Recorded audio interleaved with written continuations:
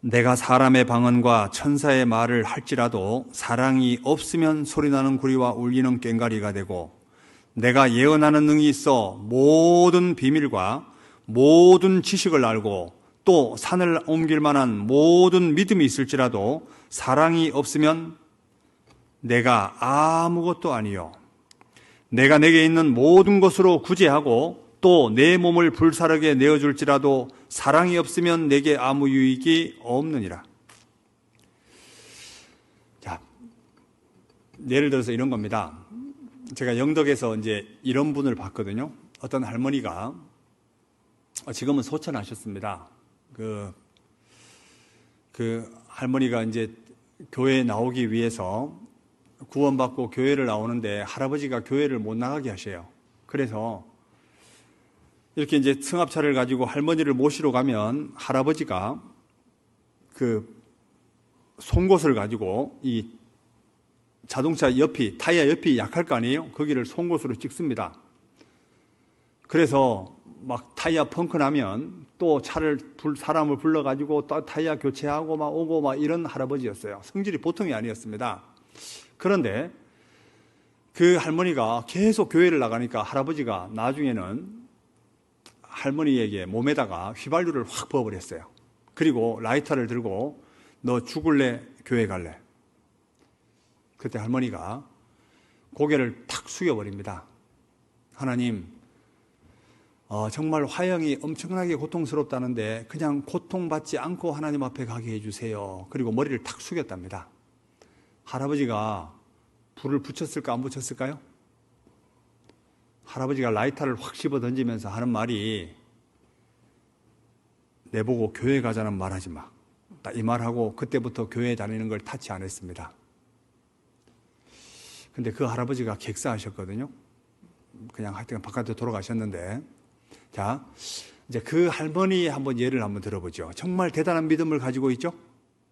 3절, 내가 내게 있는 모든 것으로 구제하고 또 내 몸을 불사르게 내어줄지라도. 이 할머니가 농사를 짓고 있는데 그 참기름 한 병 만들잖아요. 그러면 교회 안에 생활이 어려운 분들 이걸 갖다 주는 걸 낙으로 생각했어요.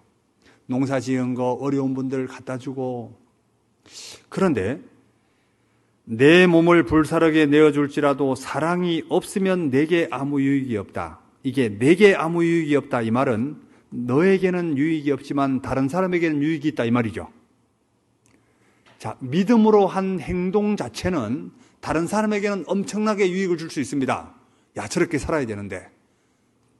그 사람이 뜰 수는 있지만 하나님 앞에는 나는 아무 유익이 없다. 좀 비참하지 않아요? 내가 믿음으로 한 행동이 하나님 앞에 정말 너무 아무 유익이 없다라고 한다면 이게 참 비참한 거예요. 그래서 바탕에 반드시 필요한 것이 뭐냐면 사랑이다. 그래서 사랑의 바탕에서 행하는 게 정말 중요해요. 이것을 구원받고 난 후에 이제 하나님의 사랑을 대입시켜서 말할 수도 있고, 그리고 우리 각자가 사랑 안에서 행한다고 연결시킬 수도 있습니다. 맞죠? 그래서 사랑으로 행한다라고 하면 이건 나에게 너무 큰 유익이 있다는 얘기입니다. 실제 시기적으로 주님 올 날이 얼마 안 남은 건 사실입니다. 진짜 가까이 온 건 틀림없잖아요. 그래서 우리가 사랑할 수 있을 때 정말 더 많이 사랑했으면 좋겠습니다. 그래서 특별히 고린도전서 13장 1절부터 3절까지 메시지는 뭐냐면 너희 모든 일을 사랑 안에서 행해라. 사랑 없이 행하게 되면 나의 유익도 없을 뿐더러 이게 버겁습니다. 사랑 없이 의무감으로 행하려고 하면 지칩니다. 안 그래요? 봉사할 때 사랑 없이 행하면 얼마나 힘들어요. 그런데 주님을 사랑하는 마음의 바탕에서 일을 행할 때는요, 정말 안 힘듭니다.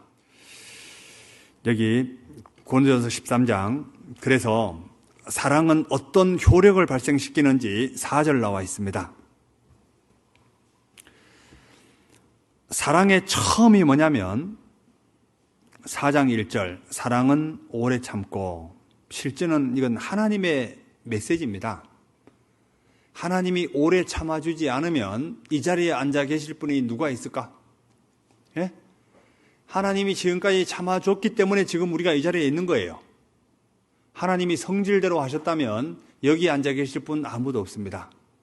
자, 부모가 자식을 바라볼 때 자식의 허물이 있지만 부모는 오래 참아주고 기다려주잖아요. 왜? 사랑하니까. 이유가 없습니다. 자, 사랑하는 거하고 좋아하는 거하고 차이가 혹시 뭔지 아세요? 사랑하는 거, 좋아하는 거 차이가 뭘까? 사랑하는 것은 끝까지 책임을 지는 겁니다. 사랑이 뭐라고요? 책임을 지는 거예요. 근데 좋아하는 것은 책임이 없습니다. 나는 정말 지금 정말 사랑하고 있다는 것이 하나님이 원하시는 사랑을 하고 있는 걸까? 아니면 그냥 드라마 같은 사랑, 그냥 좋아한다, 이걸로 끝나는 걸까? 그게 아니에요. 부모는 자식을 끝까지 책임을 지잖아요. 이게 진짜 하나님이 원하시는 사랑입니다. 그런데 이게 고린도전서 13장 11절 보시죠. 11절. 내가 어렸을 때에는 말하는 것이 어린아이와 같고 깨닫는 것이 어린아이와 같고 생각하는 것이 어린아이와 같다가 장성한 사람이 되어서는 어린아이를 버렸노라. 이 메시지는 실제 책망의 메시지입니다. 너희들은 아직까지 신앙이 어린아이 신앙이다. 사랑 없이 행한 모든 것은 너희에게 아무 유익이 없고, 그리고 너는 아무것도 아니다. 그리고 너는 지금 가지고 있는 지식을 자랑하고 있고 받은 은사를 자랑하고 있지만 너가 사랑 없이 행한 모든 것들은 너가 아무것도 아니다. 너는 아직까지 어린아이 신앙이다. 이게 실제 책망의 메시지거든요. 그리고 13절. 그런즉 믿음, 소망, 사랑 이 세 가지는 항상 있을 것인데 그 중에 제일은 뭐라? 사랑이라.